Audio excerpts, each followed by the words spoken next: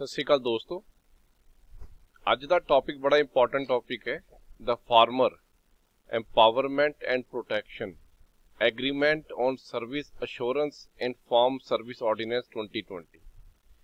ये बिल जिहड़ा हुण मोदी गवर्नमेंट ने पेश किए हैं, ठीक है, 3 बिल पेश किए हैं जिन्हां दे विचों फार्मर एग्रीमेंट जिहड़ा हैगा on price and assurance and farm service ordinance 2020 एक इंपॉर्टेंट बिल है।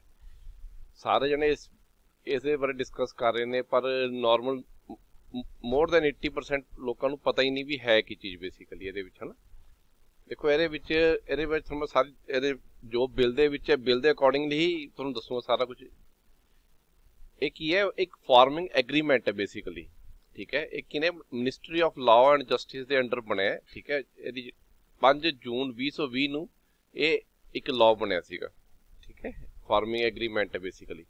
एग्रीमेंट की हुंदा है, दो बंदियां दे विच समझौता कराने नूं एग्रीमेंट कहंदे ने, ठीक है। फार्मिंग एग्रीमेंट किदे समझौता करा रहा है, एक फार्मर दे विच ते एक स्पॉन्सर दे विच। एक रिटन एग्रीमेंट है, रिटन फार्मिंग एग्रीमेंट है, ठीक है, जिहदे विच की है इहदे टाइम बारे इंक्लूडिंग टाइम ऑफ सप्लाई भी किन्नी देर च सप्लाई करना है, उहदे टाइम बारे, उहदी क्वालिटी किदां दी होगी प्रोडक्ट दी जो असीं एग्रीकल्चर प्रोड्यूस कर रहे हैं, उहदी क्वालिटी लिखा जाऊगी एग्रीमेंट दे विच। ग्रेड किदां दा होऊगा, उहदा स्टैंडर्ड प्राइस एंड जिहड़े होर चीज़ां ने वो लिखियां जाणगियां उहदे विच एग्रीमेंट दे विच, ठीक है। इहदे विच जिहड़ा टाइम पीरियड है ये एक क्रॉप सीजन, ठीक है, जिद्दां हुण एक चावल होए ने, ठीक, जीरी हुई है, एक क्रॉप सीजन या एक प्रोडक्शन साइकिल, मतलब पूरे साल च जो प्रोडक्शन हो रही है उस तो लैके 5 साल तक का जो टाइम इहदे एग्रीमेंट हो सकता है, ठीक है।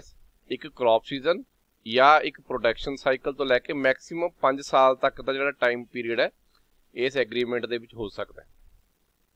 अच्छा, उस तो बाद जिहड़ा हैगा एक जिहड़ा हैगा, देखो जे कोई फसल या कोई इदां दा प्रोडक्शन साइकिल हैगा जिन्होंने 5 साल तो ज़्यादा टाइम लगता है, ठीक है, ਉਹਦੇ ਵਿੱਚ ਜਿਹੜਾ एग्रीमेंट ਜਿਹੜਾ ਹੈਗਾ ਉਹ ਆਪਸ ਦੇ ਵਿੱਚ ਫਾਰਮਰ ਤੇ ਜਿਹੜਾ ਸਪਾਂਸਰ ਆ ਉਹਦੇ ਵਿੱਚ ਮਿਊਚੁਅਲੀ ਅੰਡਰਸਟੈਂਡਿੰਗ ਨਾਲ ਹੋਊਗਾ, ਠੀਕ ਹੈ।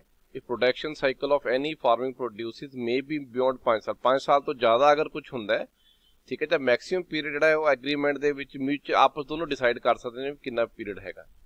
इस एग्रीमेंट ਦੇ ਵਿੱਚ इंश्योरेंस भी बहुत जरूरी है, इंश्योरेंस वाला पार्ट ਜਿਹੜਾ है ये भी बहुत जरूरी है, ठीक है, इंश्योरेंस होनी जरूरी है। ਇਹਦੇ ਵਿੱਚ ਜਿਹੜਾ अगर म्यूचुअली कंसेंट है, दोनों की कंसेंट है, दोनों पार्टीज की, फार्मर की, स्पॉन्सर की, तो ਜਿਹੜਾ इस एग्रीमेंट ਨੂੰ चेंज भी किया जा सकता है तो अल्टर भी किया जा सकता है, ठीक है। कोई चेंज करना है या टर्मीनेट भी किया जा सकता है इस एग्रीमेंट ਨੂੰ, ठीक है। ਹੁਣ फार्मर ਦੇ ਵਿੱਚ है गवर्नमेंट का की रोल है, सेंट्रल गवर्नमेंट में इशूज नैसेसरी गाइडलाइंस, ठीक है। ਜਿਹੜੇ सेंट्रल गवर्नमेंट का काम की है गाइडलाइंस जो रिक्वायर्ड ने वो इशू करनगे, इदा इदा होना चाहिए है, ठीक है। इस agreement they which such under FA farming agreement such produce shall be exempted from the application of state act. जो स्टेट एक्ट का एप्लीकेशन है उस एग्रीमेंट दे विच एग्जम्प्टेड है, ठीक है।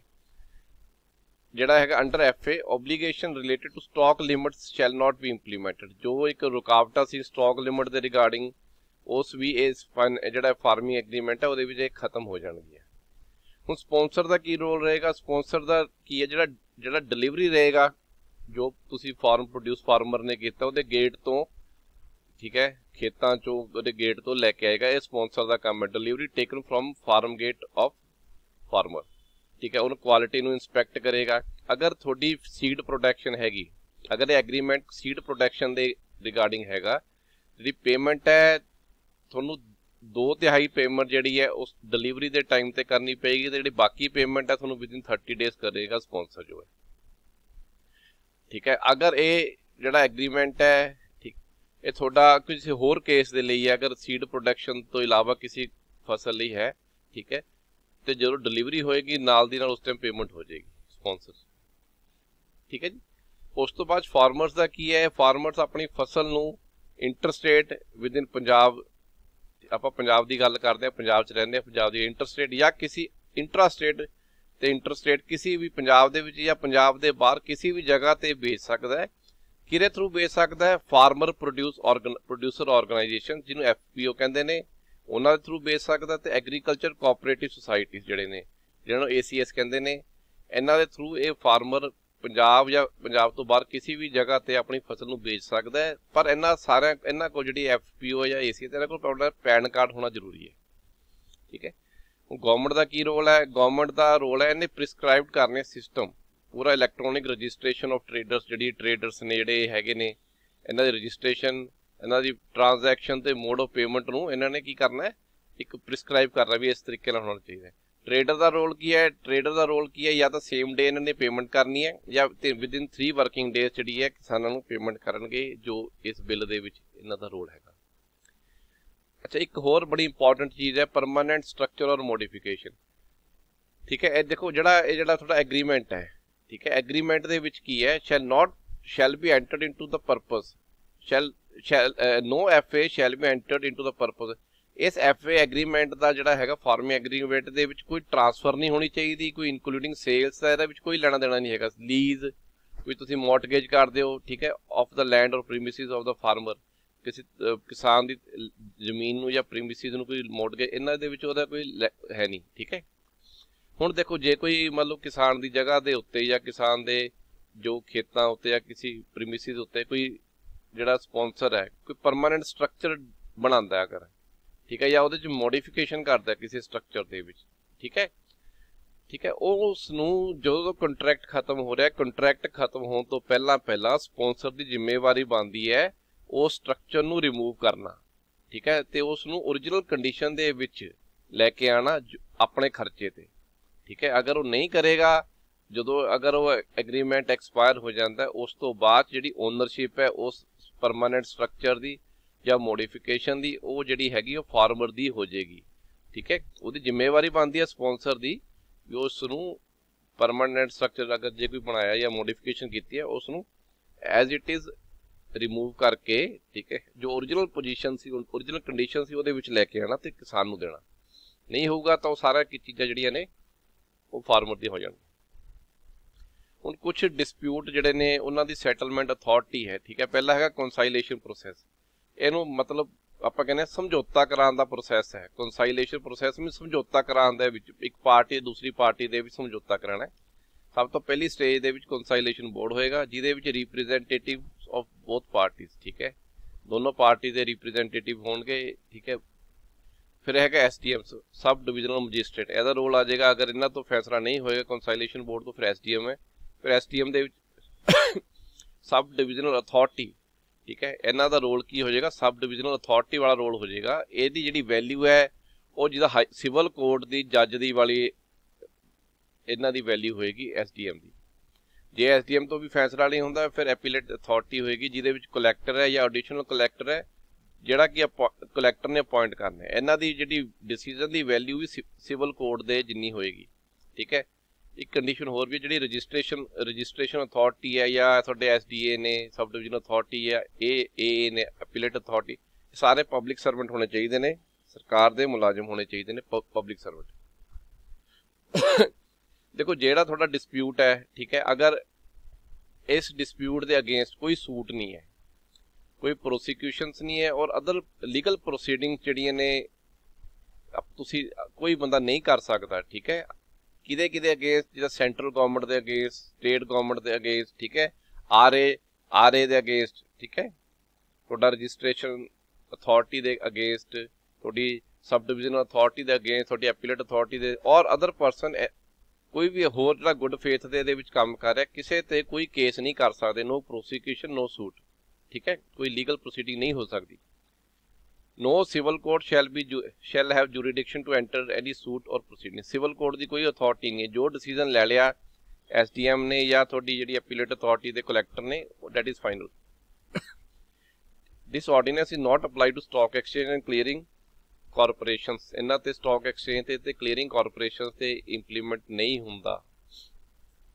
ਹੁਣ ਕਿੱਦਾਂ ਦੇ ਡਿਸਪਿਊਟਸ ਨੇ, ਕੀ ਸਟੈਪਸ ਨੇ?